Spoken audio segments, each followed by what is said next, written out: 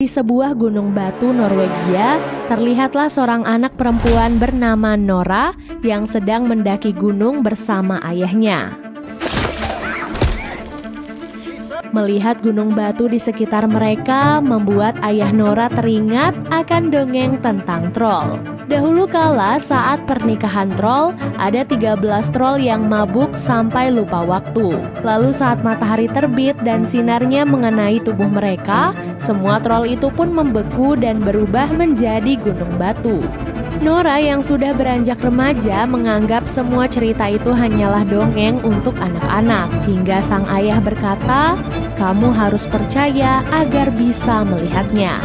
Saat Nora mulai memejamkan mata dan melihat dengan seksama, di sanalah ia melihat bentuk-bentuk wajah troll di gunung tersebut.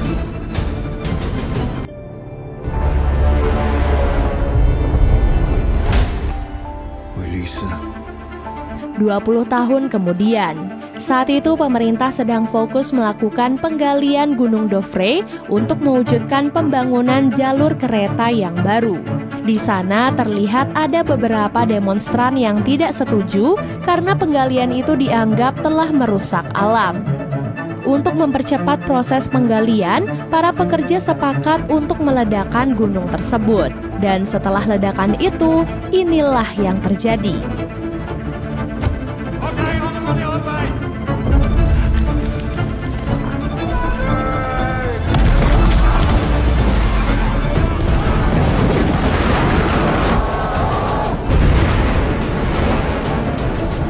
Puluhan pesawat militer langsung dikirim untuk memeriksa keadaan di lokasi.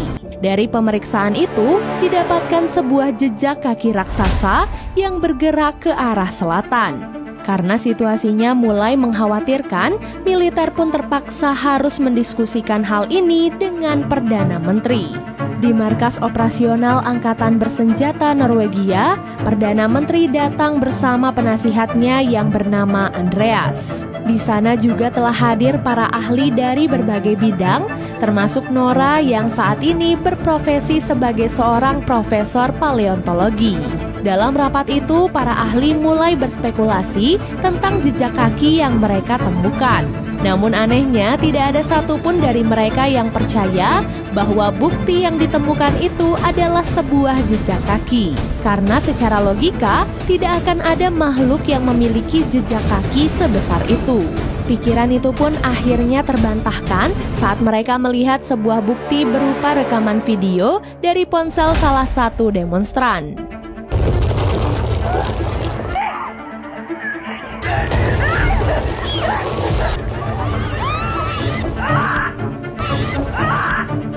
Dalam video itu terlihat jelas bahwa ada sesosok monster batu yang keluar dari Gunung Dovre dan meraung seperti hewan buas. Makhluk yang mereka sebut sebagai hewan buas itu terus berjalan ke arah selatan dan menyapu bersih setiap tempat yang ia lewati.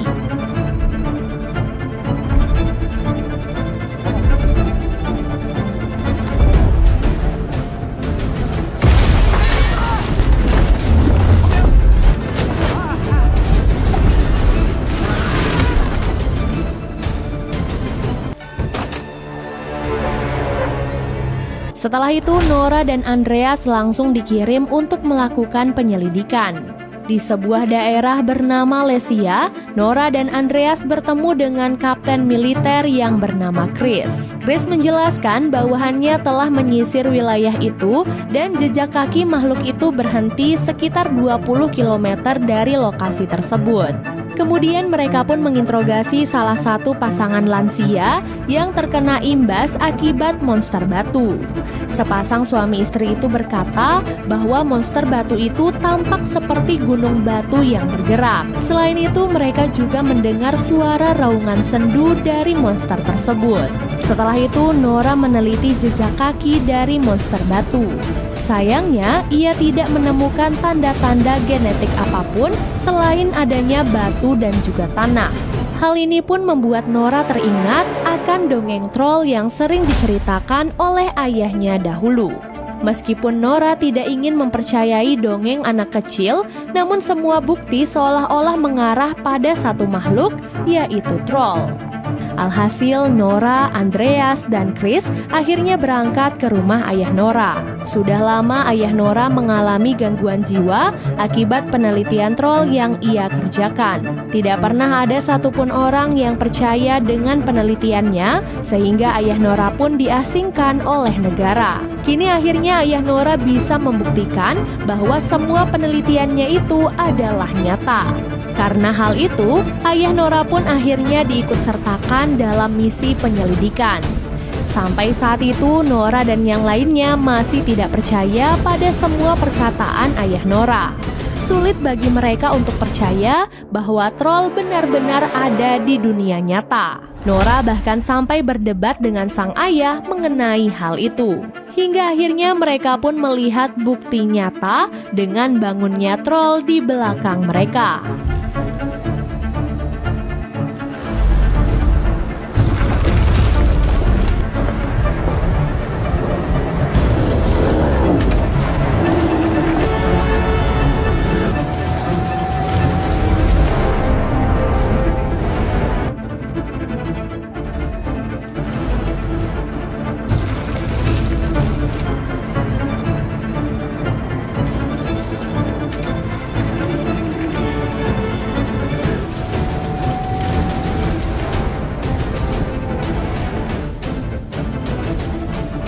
Ternyata troll itu sejak tadi berada di sana dan berkamuflase menjadi gunung batu. Nora dan yang lainnya pun langsung melaporkan hal itu pada pemerintah.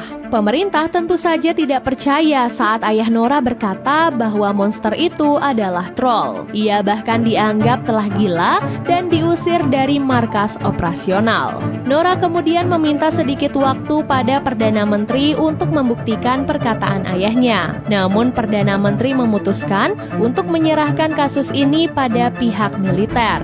Ayah Nora sangat menyayangkan keputusan yang diambil oleh Perdana Menteri. Ia merasa troll itu hanyalah kesepian dan kebingungan.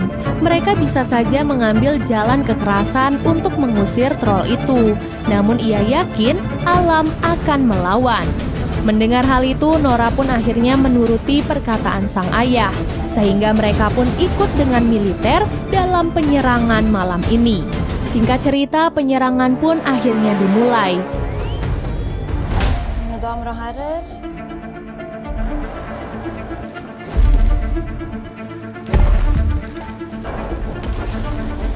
Pihak militer mulai menembaki troll dengan berbagai senjata yang mereka miliki. Dapat dilihat semua itu hanyalah sia-sia karena troll adalah batu yang tidak bisa ditembus oleh senjata apapun. Yang ada, setiap serangan yang mereka lakukan hanya membuat troll itu semakin marah.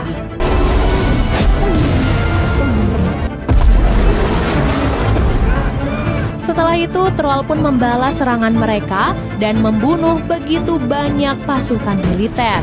Ia bahkan menelan satu prajurit yang saat itu sedang terluka. Jika terus seperti ini, mereka semua akan mati sia-sia. Ayah Nora pun nekat menyapa troll itu dan berusaha menenangkannya. Namun saat troll itu mulai tenang, seseorang malah menyerangnya dari belakang sehingga troll itu pun marah dan menghempas ayah Nora.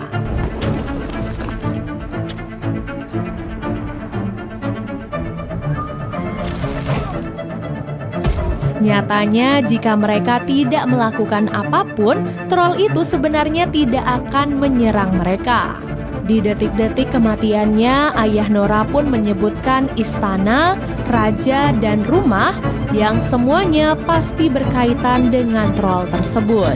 Setelah kematian sang ayah, Nora semakin percaya bahwa makhluk yang mereka hadapi saat ini adalah troll seperti di dunia dongeng. Jika sesuai dengan dunia dongeng, maka troll akan ketakutan dengan suara lonceng. Untuk membuktikan hal itu, Nora dan yang lainnya pun melancarkan aksi mereka dengan membawa beberapa lonceng mendekati troll tersebut.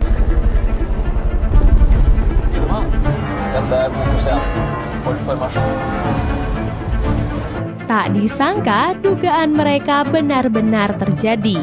Ternyata dongeng yang diceritakan oleh ayah Nora selama ini adalah kisah nyata.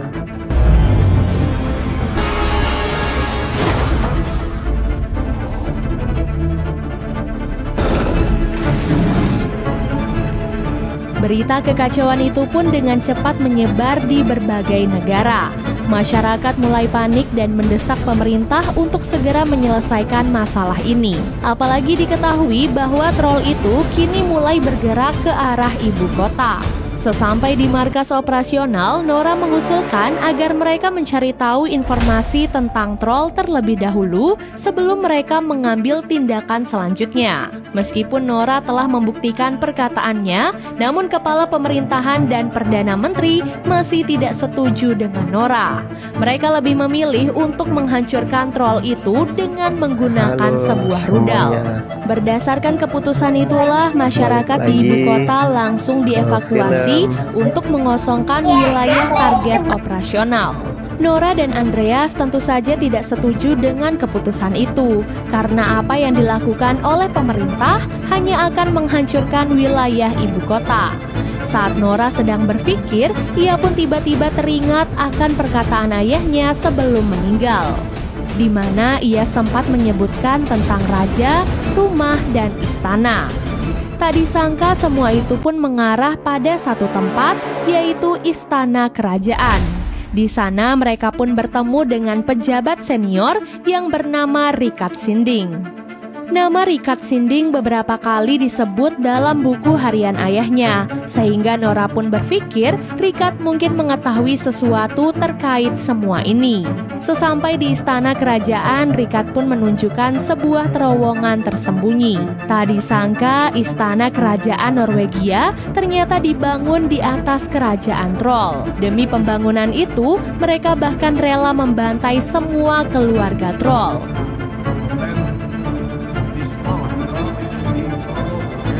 Hingga tersisalah satu keturunan raja, yaitu troll yang sekarang mengamuk di luar sana.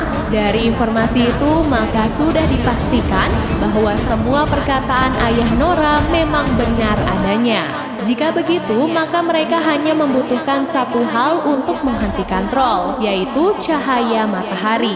Jika ditarik sekilas, mereka memang pernah melihat troll keluar di siang hari, namun ia tidak pernah terkena cahaya matahari secara langsung. Dengan cepat, Nora dan Andreas bergegas menuju ibu kota untuk menghentikan pengeboman. Nora juga meminta bantuan Kapten Chris untuk membantu mereka, sementara Andreas menghubungi rekannya untuk meretas sistem markas operasional. Sesuai rencana, mereka pun berhasil menggagalkan pengeboman yang akan dilakukan oleh pemerintah. Di waktu yang sama, terlihatlah Nora dan Andreas yang membawa kerangka kepala troll.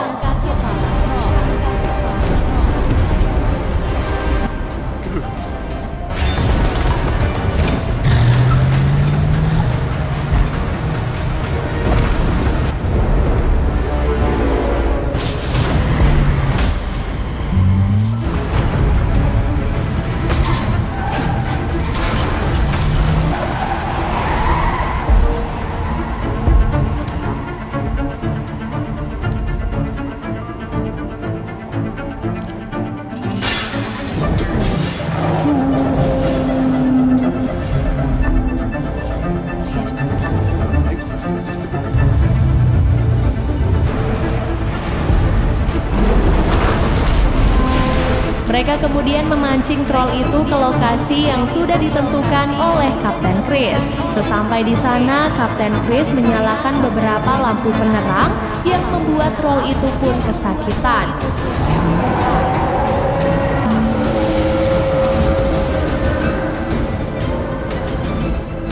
Melihat hal itu, Nora merasa kasihan.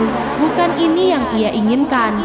Ia benar-benar tidak tega mendengar raungan kesakitan dari troll tersebut. Nora pun menangis dan berteriak, meminta troll itu untuk pergi dan kembali ke gunung. Namun di saat itulah matahari mulai terbit dan membuat troll itu terbakar dan berubah menjadi bukit batu.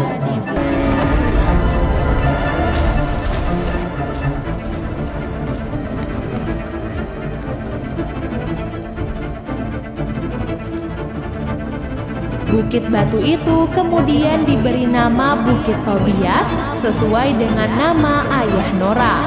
Dan film pun akhirnya